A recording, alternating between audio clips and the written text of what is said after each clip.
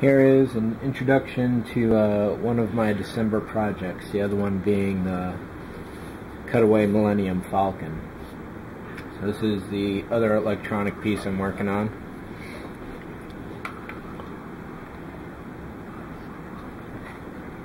Ceiling is run by light sheet, and I still have some stuff to put together there. All the chairs are going in. The back wall will conceal the lights. The rear engines will need light, and possibly some fiber optics here and there for the bases. So right now the back sort of lights up, but that'll be a couple white LEDs in there at the very least. So the way I'm getting this done is all the wiring is run out through this hole, down the back leg, through the nacelle, into the ground, over to the transformer, back down into the ground, over here to a power button, which leads out the back of the display.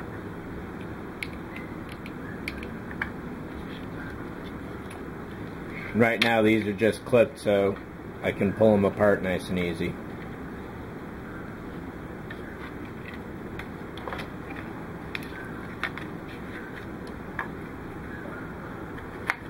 So underneath,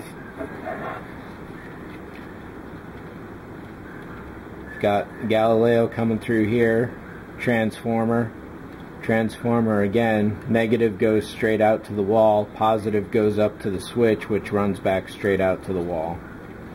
I'll have to tape that over a little bit. This will need a second base bottom, maybe out of wood or something, so that these wires aren't exposed to whatever's underneath.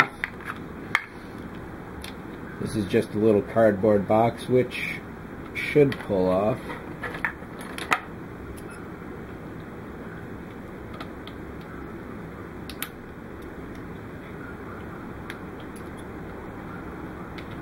A little bit of rubber in there to help insulate it. So there's the power switch.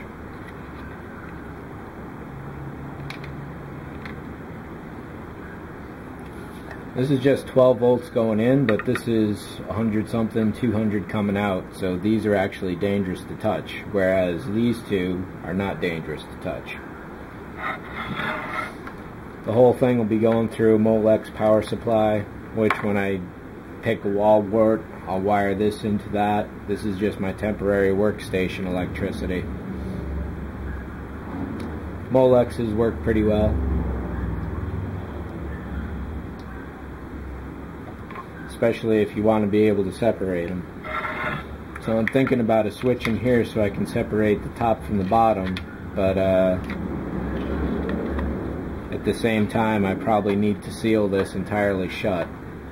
The door will remain open, the chairs will go in, a couple extra details need to be made.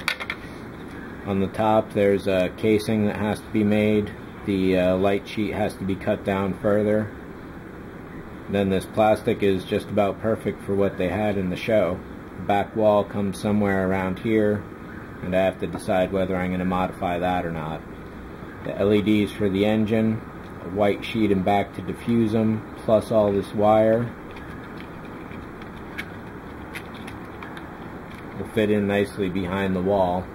Do I have that piece around?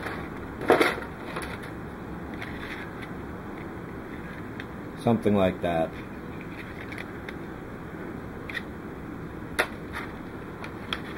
Also on this kit, I have to decide if I'm going to go with a regular rod that came with these seats, or if I'm actually going to cut a couple pieces of styrene and make them somewhat accurate. I've got the Chris Larson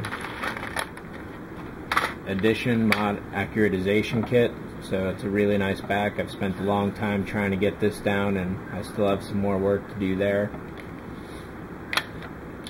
And there's about 15 or 17 other little fiddly bits he adds that it's just too much here to go through right at the moment, but for $20 it's well worth it.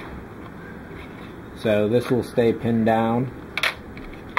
I may put some magnets around to hold it into place.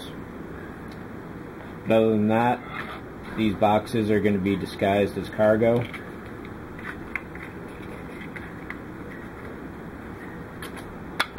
I've got a couple more of these to scatter around, and if I could find some figures that are whatever scale this is, that would really be perfect, especially if I could paint them up as Starfleet.